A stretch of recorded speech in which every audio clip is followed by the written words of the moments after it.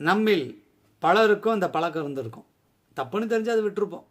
இருசக்கர வாகனத்தில் போகிற பொழுது எச்சில் துப்புவது, பேருந்து பயணத்தின் பொழுது காரி உமிழ்வது, நம்ம வீட்டு குப்பையை கொண்டு போய் பக்கத்தால் கொட்டிடுறது, அதே மாதிரி கொஞ்சம் இது மாதிரி விஷயங்களை எல்லா இடங்களையும் செய்கிறது.